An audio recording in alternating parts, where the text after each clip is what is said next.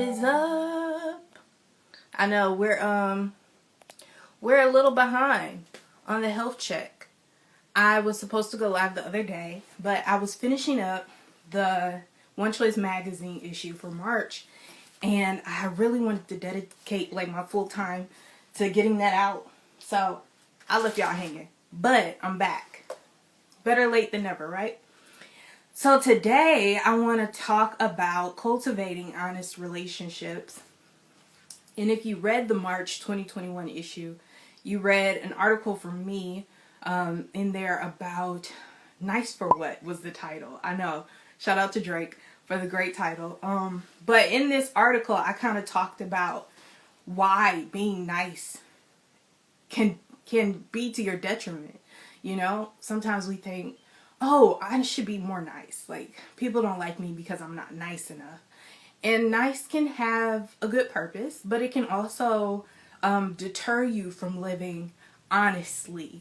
And so in that article, I kind of discussed a little bit about the difference between being honest and being nice. And so today I just want to talk more about that. There was actually a podcast that I was listening to a little while back, and the guy was like, we lack meaningful relationships because we aren't honest with one another. Like, some people don't have anyone in their life who they can fully be honest with. And so they really lack that meaningful connection that links them to another person in this world. And I just think that's such a sad thing, right? It's incredible when you can be your full self with someone, and when you can meet them as they are and have them meet you as you are. There's like a beauty in that exchange. So living your entire life without having that, without having a person who just accepts you for who you are and what you have to offer and all of your flaws and your great personality traits and everything, you know, everything that's good and everything that's bad about you. It's an incredible thing to be loved and to be seen and appreciated in that way. So when we talk about honesty, most people think being honest just means telling you the truth when I ask you something or when you ask me something. And that's true, that's part of it. But another part of being honest is like, or living this honest lifestyle, is also transparency, right? And transparency can mean telling people things even when they didn't ask for them. So giving somebody the full story so that they can have an informed opinion about something is honest, right? That's you being transparent with them. But only telling somebody the parts that's going to make them see the way you see, that's not honest, man. Like, you're being a little shady here. Because once you find out the full story, once you get all the details and you get all the facts, then you're like, oh, like, so-and-so didn't give me the full story, and so I'm missing out on that. So living an honest life, cultivating honest relationships, really means you being willing to be vulnerable with people, being willing to be transparent with them about how you're feeling, what you're thinking, the emotions that you're going through, all of that, and understanding that that's a part of our human life. Like, we should be comfortable with being transparent with people. We should be comfortable with being vulnerable with people. And when you find yourself having a barrier in your life where you don't feel comfortable with telling somebody what you're really thinking, or you don't feel comfortable with sharing your thoughts or your emotions and feelings with somebody, you gotta ask, like, why don't I trust this person? Why don't I feel like this person is a safe space, right? A safe person for me to tell my real feelings to. What's going on here?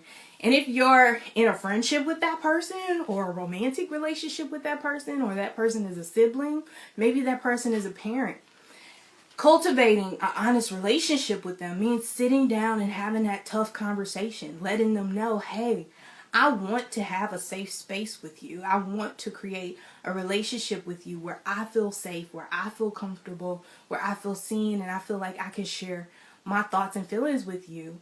How can we get there? And asking them, just giving it a full chance that perhaps you can cultivate something more with them. Hey there. Hey guys, joining. We're talking about how to cultivate honest relationships, and we're getting to the point in the conversation where we're talking about having those tough conversations with people. So if you find yourself in a relationship with somebody and you feel like the relationship you have with them just isn't safe, right? You don't feel comfortable telling them your thoughts and your emotions and how you're feeling, then opening up and coming to them and saying, hey, I want to have that type of relationship with you, but I don't right now. And asking them, how can you get there, is a great step to cultivating an honest relationship. There was a podcast that I mentioned earlier where the man talked about like most people lack a meaningful relationship, and how sad is it that we could go our entire lives without having a relationship with somebody, even one person, where we could be our true self, where we could show our flaws and our quirks and all of that stuff to this person without fear of them not loving us, not appreciating us, not wanting to be around us anymore. And so it's a beautiful thing when you can really develop a honest relationship with somebody. And sometimes we think it should be our parents, we think it should be our siblings, we think it should be our best friends from kindergarten, and sometimes those aren't the people who we end up cultivating relationships with. Sometimes they're college friends or complete strangers, that we can be transparent with. Yeah, Jay, it is key. Tough conversations are key to healthy communication. And some people are frustrated by the term healthy communication. They're like, well, communication in itself is healthy. Well, there are some productive ways to communicate with people, and then there are some unproductive ways, If you're communicating with somebody and you're always pushing their buttons, you're gaslighting them, you're triggering them in every way possible, that's not a healthy sign of communication. I'm sure that person who you're speaking to is pretty hurt by the end of every conversation and feeling drained. And so setting up boundaries where you are willing to communicate with people, but you're also aware of their triggers and their emotions when you talk to them about certain topics is really important. Sometimes we make light of things that other people feel are very personal and very hurtful, and even trauma related issues that they're dealing with. So knowing boundaries in communication, like I can joke with this person about this, I can't joke with this person about this other thing. Some people can laugh about their weight, some people can't laugh about their weight. Some people can laugh about their intelligence and whether or not they got a high score on the ACT. Other people can't laugh at that. I'll tell you, I took it 3 times and I only increased by 1 point each time. It happens. It's a part of our life. It's a part of our story. So some people you can joke with those things about, some people you can't, because some people will feel like the ACT score is a reflection of their intelligence overall. I didn't. I could joke about it. Other people, sorry, we're getting a delivery right now. My mom would be crazy, y'all. My mom would be crazy. Let's talk about honest relationships with your parents. Can we talk about that? Can we talk about honest relationships with your parents when they be driving you crazy? Let's not do that. But we can at a later date. I just really want to open it up. Guys, ask me some questions in the bottom. This is the health check. I try to jump on here once a month, and I missed March. I said sorry already, but I'll say sorry to the people who are joining now. I missed March because I was finishing up One Choice magazine, but I hopped on here. So this is our March health check, and we'll still have another one at the end of the month where we just checking in with one another. Y'all can ask me questions if you want. I'll just keep talking because this is definitely not planned, guys. Why would it ever be planned? This is just me gabbing about relationships. One way I'll say, since Jay brought up that having tough conversations are key, because they really are. And sometimes we think we need to go into a tough conversation with our goal set for where we want to end up. That rarely works. It rarely works. If you try to go into a tough conversation saying, by the end of this, I want us to be hugging each other and saying we're best friends for life, it might not end that way. And so you trying to drive the conversation that way can actually make the other person who you're in conversation with feel less heard, feel less seen, especially if you're the one bringing up the issue to the other person. They could feel like this is a blindsided situation, right? Where they didn't see it coming. They have no idea where this issue or conflict or topic came from that you want to discuss with them. And so they're already going to be on guard. So you going in with your expectation of, I'm going to tell her this, I'm going to tell him that. And by the end of the conversation, they're going to say, I'm sorry, and I'm going to feel so much better. Like, that's probably the worst strategy you could possibly have. When having a tough conversation, I would say go in with a significant amount of compassion. Because if you lack compassion going into that conversation, it'll be like talking to a wall. And when I say compassion, most people are like, oh, I won't interrupt them. No. Believe that you have your side of the story, but they also have a side of the story. And so the side that they mention, you might feel like the facts are wrong. You might feel like their tone makes you want to jump across the table. Like, there are so many things that they will respond with out of defense that you need to respond with through compassion. You need to show them, hey, I understand what you're saying. I understand that this is a surprise. I know you weren't expecting me to talk to you about this today, but it was just really on my heart. It was something I wanted to talk about. And I know we might not solve it today, but hopefully we can work towards finding some common ground and a way to understand and relate to one another in regards to this subject. And once you kind of ease back the guns, because a lot of people, when you bring something up to them, they had no clue it was a problem. They had no clue that you were hurt by the words that they said. They had no clue that they hurt you or anything. Like, some people are literally unaware of what's going on between you and them. So when you bring it to them, bring it with the understanding that, hey, they might not get it. They might be surprised about this entire thing. They might be wondering, why am I attacking them? Why am I trying to start a fight? I've been in conversations that were tough, and people, or the other person on the other side, was just like, I feel like your perspective is completely off. Like, who are you right now? I feel like you're a completely different person. And it's like, well, now you feel attacked or you feel hurt because this person is making it seem like you're being dramatic or this is completely out of your character. But it's something like you thought through enough that you wanted to talk to them about. So returning that with, I know, again, this is completely off topic. This is completely out of the box. You didn't see this coming, but I've been feeling this way for a long time. Bring it back to you. Bringing the conversation back to you and what you've been feeling and how you just want to honestly communicate with the person is a good way to shift the conversation from them trying to make you seem as if you're a different person by approaching this conversation, because that can be intimidating for you as well. Like, am I not the person who should speak up? Am I not the person who should come to you with hurt feelings or be honest with you about what I'm thinking? No, it's perfectly okay. They also need to be able to see you in this light. Jenny said this is a great topic for today, being National Reconciliation Day. Is it? Look at God. I know it's Good Friday. It's a mighty Good Friday because Jesus died today. Yes, he did. And that's a good way to talk about honest relationships. Can we talk about Judas? Should I take it to the Bible? Y'all know I can go on a tangent. I will take it to the Bible in a heartbeat. Jay said owning your feelings and not feeling like you're being dramatic or overly emotional. Hopefully you have relationships that allow you to be whole. Right. I think the worst thing that can happen to you in a conversation with somebody is for them to be like, I feel like you're being dramatic. You're over the top. What? Like, it immediately makes you feel as if you've become another person and that they no longer see you as somebody who they love, as somebody who they care for. And so you kind of feel that. You feel that. And then it can either prohibit you from continuing the conversation or make the wheels fall off the truck and you just go crazy. You go crazy. I've been in conversations with people where something like that or similar was said because they're surprised, and you have to accept the fact that it's going to come off as a surprise. But I don't need to own being the villain. I posted, I think, a quote a couple of years back when I was having tough conversations with people, and it just seemed like person after person. And I said, I refuse to allow you to make me the villain in my story. Like, you're writing your story. You're writing the story, and you should be the hero in your story. Don't allow people to write you as the villain in your own story. It's your story. You hold the power. You control the narrative. And so reminding myself, like, I control the narrative of my life.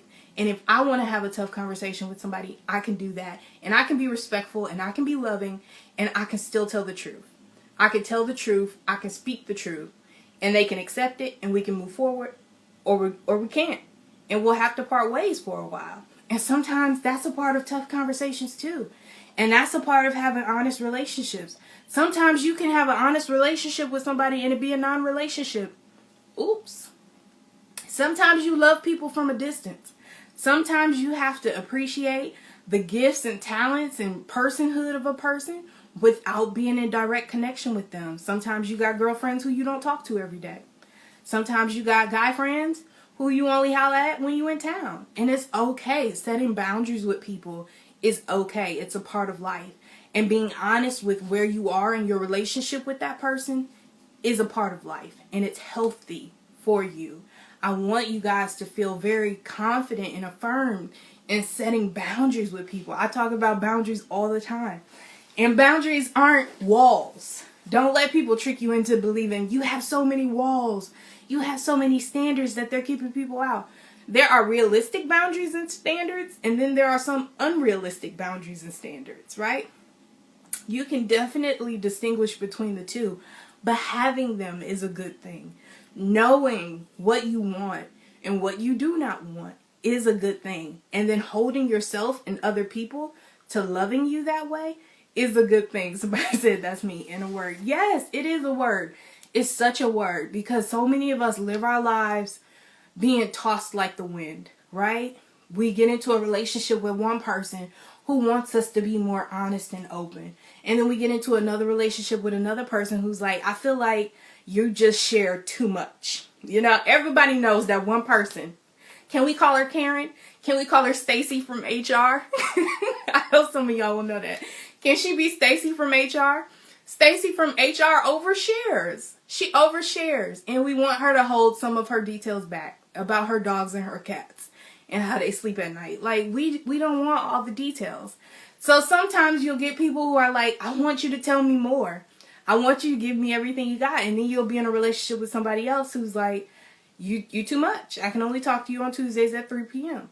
until 4:30. Like, that's the only time. And it's okay. It's okay to have both of those relationships and to set boundaries within them. It's completely normal to have relationships where I can share everything with this person and I can only share like some stuff with this person, you know? And not setting that boundary based off of what you think people can hold, what you think people are capable of listening to and responding to, but testing them out, you know? I had a friend who was like, I feel like you don't share anything deep with me. You don't tell me like your deep, dark secrets. And I'm like, oh, okay. So then you throw something at them and they're like, should we call the pastor? I don't know.